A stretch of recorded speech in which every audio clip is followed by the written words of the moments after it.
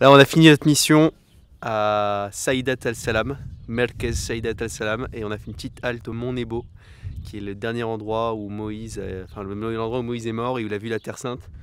Donc là, laisse tomber qu'on est en train de péter un cap sur la vue, c'est trop beau. Et puis ça donne trop envie quoi. Dans une semaine, on est là à Jérusalem, qui est à 20 bornes d'ici. Là, on a une vue de dingue. On est trop au taquet, c'est trop beau. Et ça donne envie quoi. On a qu'une envie, c'est d'y être.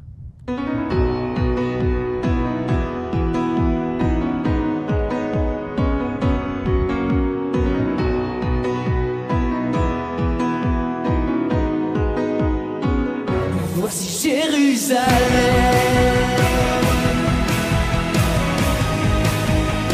Nous voici Jérusalem.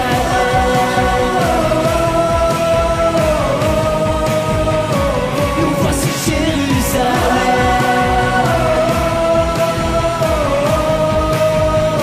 Nous voici Jérusalem. Là, on est au bord du lac de Tibériade, là où Jésus a prêché et marché 3 ans de sa vie. En plus, je dis conneries beaucoup plus. Voilà, on se balade un peu dans la contrée, c'est trop beau, on profite un peu des lieux saints et ça déchire.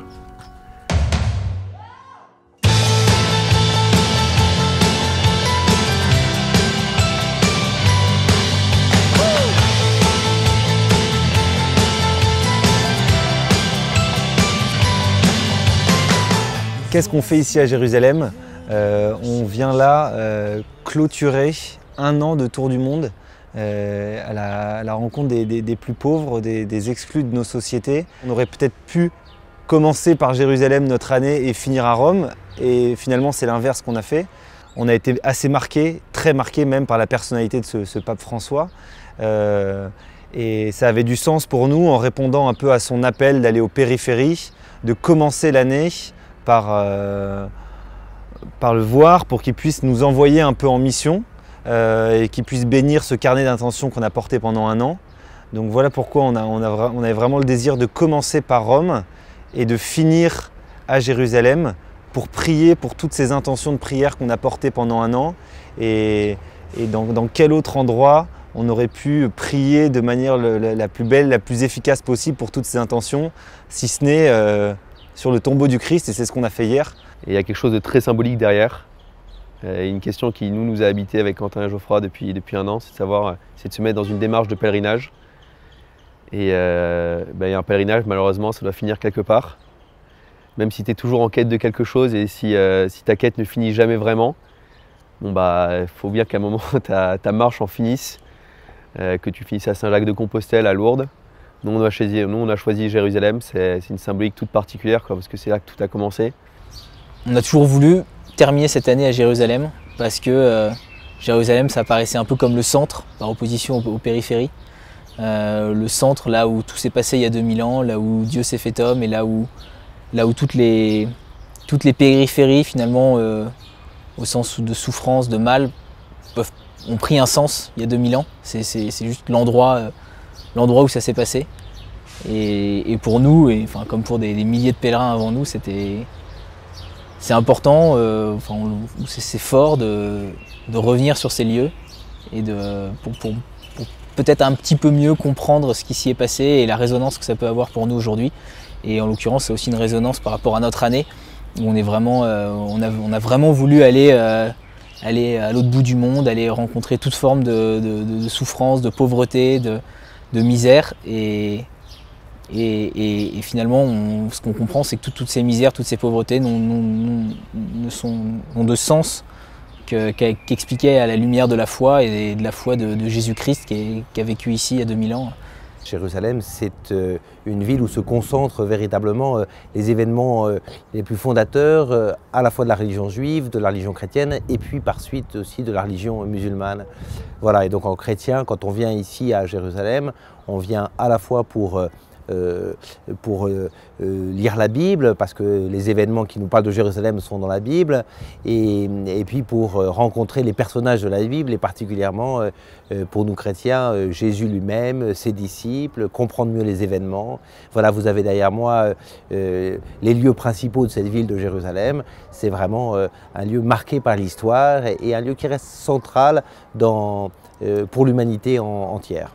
Pourquoi l'Église se donne comme mission d'aller vers les plus pauvres? D'abord parce qu'il y a justement et précisément une vraie compassion de notre Seigneur Jésus pour les plus pauvres et qui date finalement déjà de l'Ancien Testament, des textes les plus anciens. L'idée que la Bible comprend que Dieu a une sorte de prédilection pour ceux qui sont les plus pauvres, sur ceux qui sont les plus en danger, que le cœur de Dieu est comme plus ému, si je puis dire, dès qu'il y a de la pauvreté, dès que l'homme est à la fois fragile, en danger, qu'il n'a pas de quoi subsister.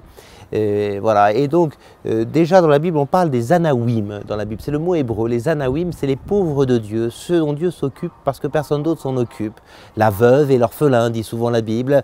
Voilà, le miséreux. Et Jésus va venir manifester plus encore cette prédilection de Dieu pour les plus pauvres. On voit combien Jésus va vers les pauvres. D'ailleurs, la première des béatitudes, donc le premier mot du premier discours de Jésus, c'est heureux les pauvres. Voilà, heureux les pauvres de cœur. Il y a l'idée que Jésus est venu annoncer aux pauvres la bonne nouvelle, qui est que Dieu prend soin d'eux, voilà, et que le royaume des cieux est vraiment pour eux. Je persiste à croire que pour aller vers le pauvre, il faut te faire pauvre.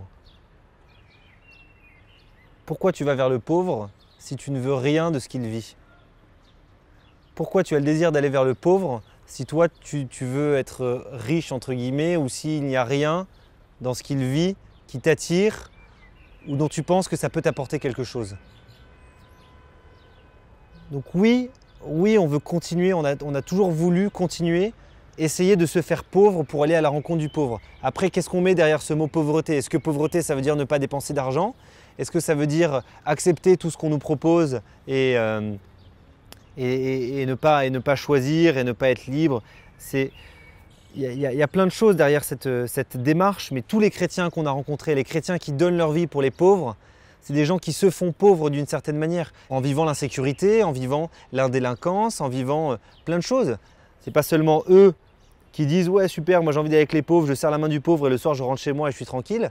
C'est non, je vis avec le pauvre. La compassion, c'est ça, quoi, c'est vivre avec le pauvre dans ce quartier pauvre, dans les mêmes conditions. Pour aller vivre avec les pauvres, il y a une manière quand même de se faire pauvre, et il y a un désir quand même de pauvreté en toi, sinon tu ne vas pas vers le pauvre. Je ne sais pas comment le dire, mais... Je pense que si on veut vraiment vivre avec les pauvres, enfin avoir une forme de communion et de vraies rencontres, oui, il faut se mettre dans une démarche de pauvreté. Parce qu'il y a quelque chose de complètement, enfin c'est évident, mais complètement indécent à garder nos standards de vie français au milieu de la brousse de Tanguieta où il n'y a pas de voiture de moins de 20 ans et où il y a 3 bâtiments climatisés dans toute la ville. Cela dit, il y a quand même une limite et au bout d'un moment notre projet c'est pas non plus de vivre comme un Africain de Tanguieta.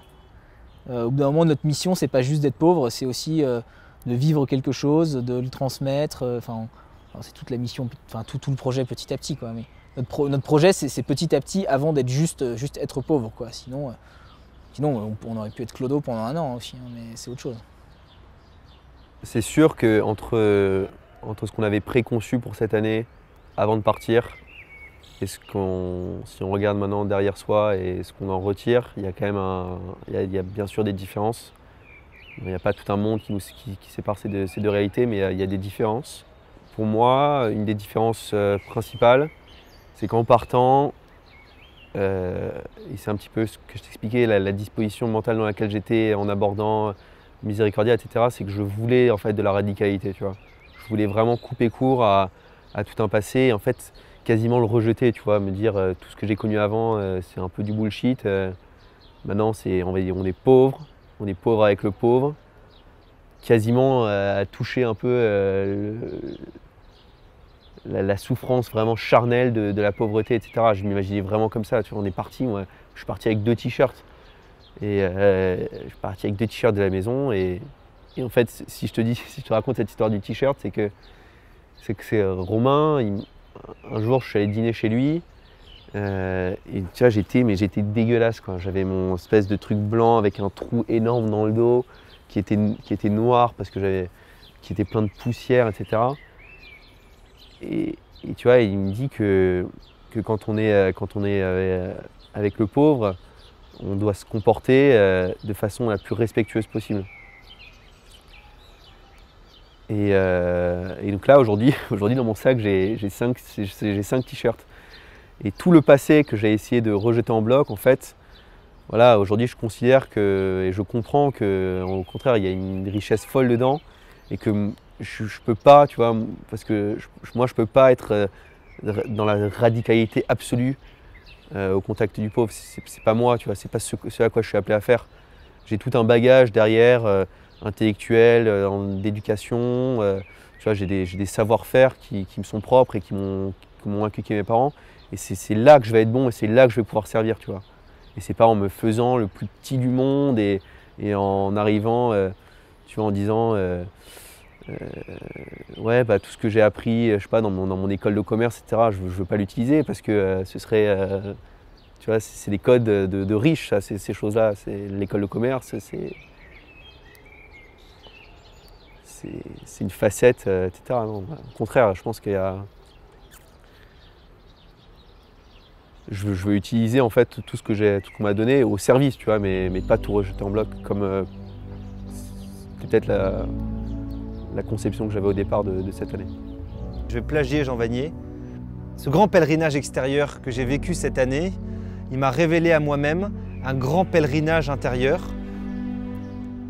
qui m'est personnel, mais qu'on a tous en commun. On est tous en quête, un peu au fond de nous-mêmes, d'un lieu très profond où il y a une forme de paix profonde et durable.